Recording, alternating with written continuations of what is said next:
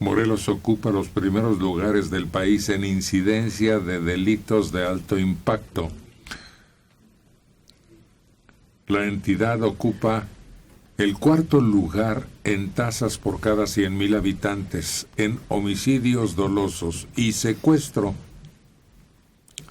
Es además el tercer estado con la mayor tasa de extorsión y robo de vehículos con violencia. De acuerdo con Seguridad Pública, el Secretariado del Sistema Nacional, el homicidio doloso solo es superado por Guerrero. Le siguen Sinaloa y Chihuahua.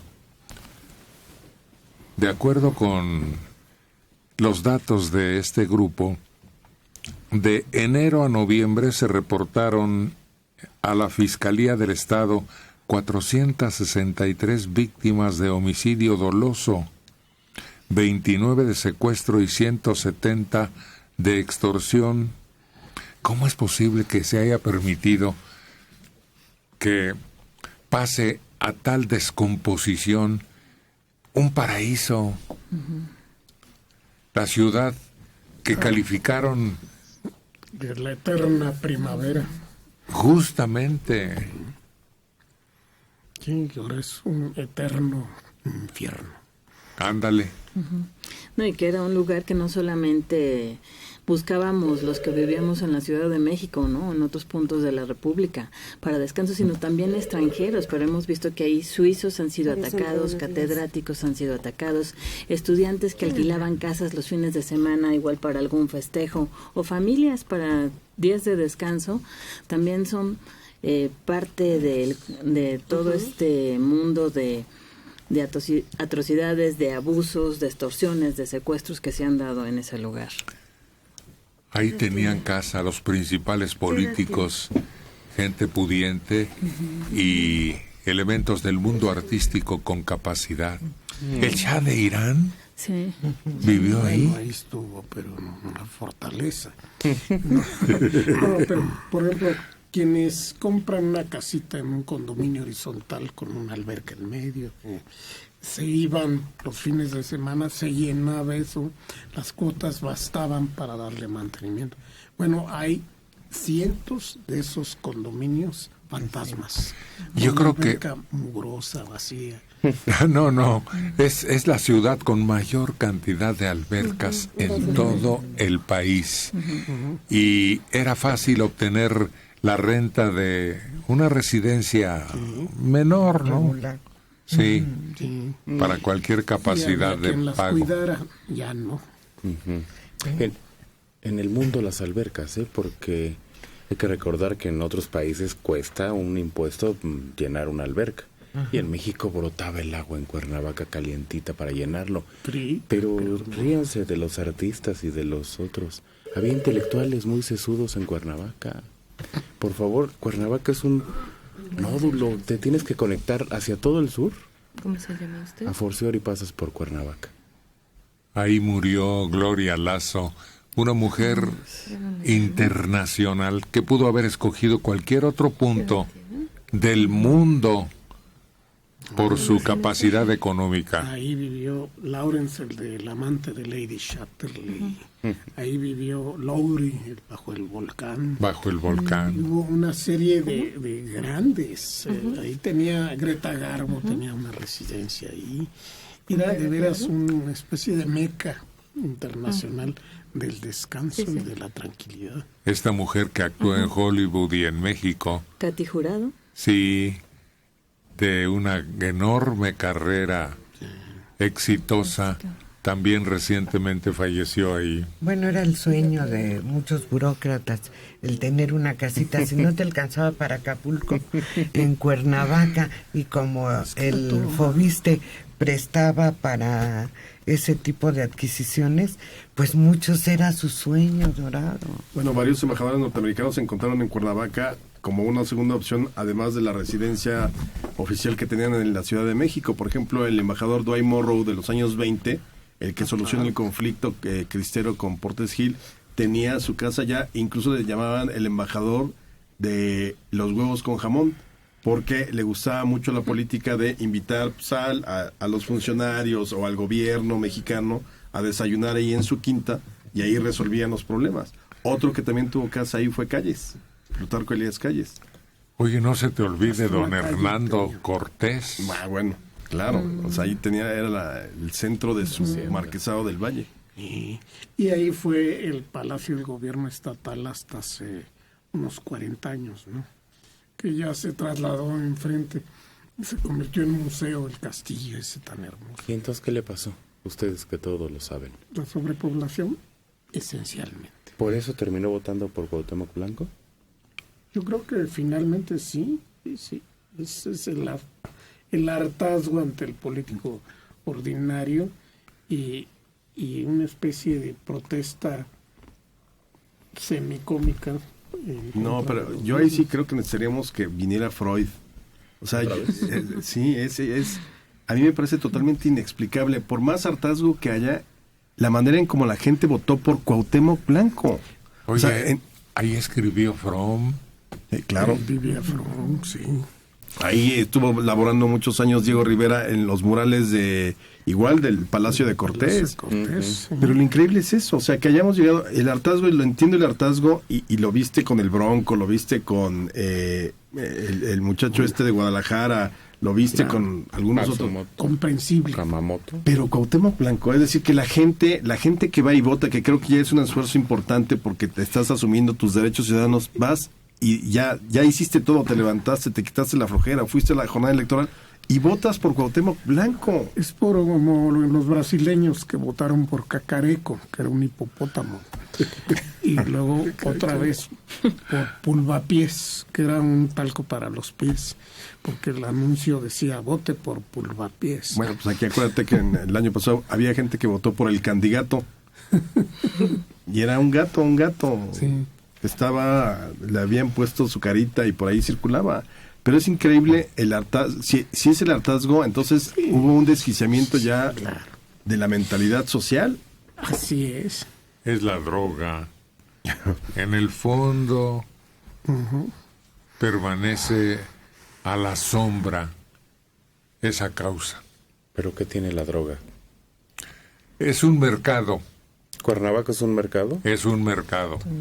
Porque iban paseantes que por el clima, mira, era una de las opciones cerca del DF, como decía Liliana, que cambiabas, sobre todo aquellos que eran afectados por la altura.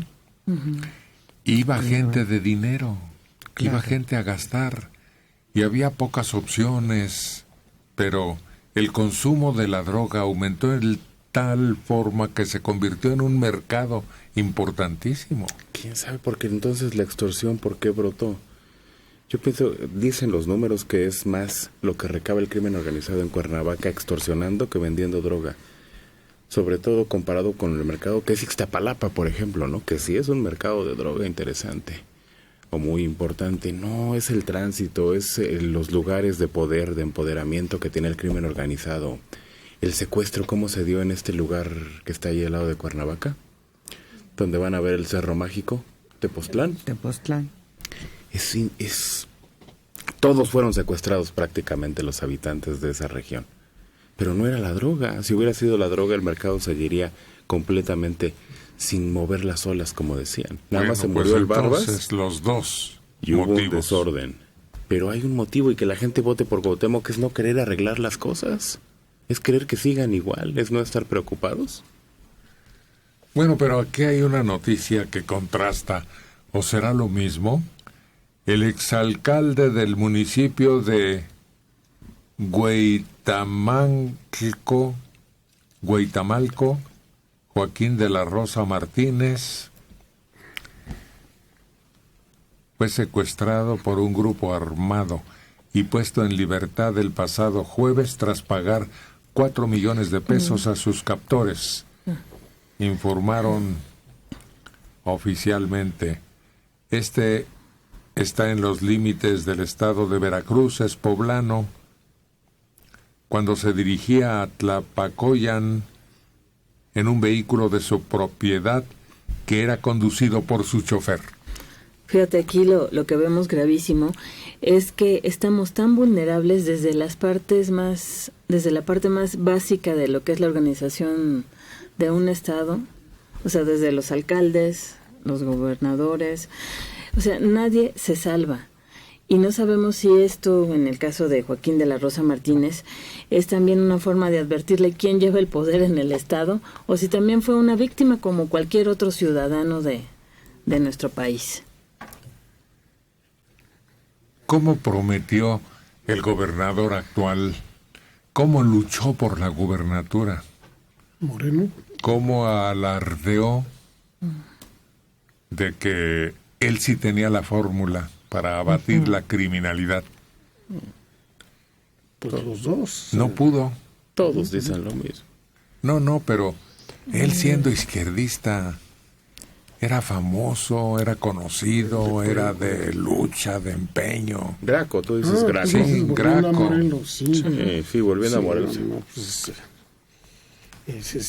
Todos dicen lo mismo y lo dicen desde hace...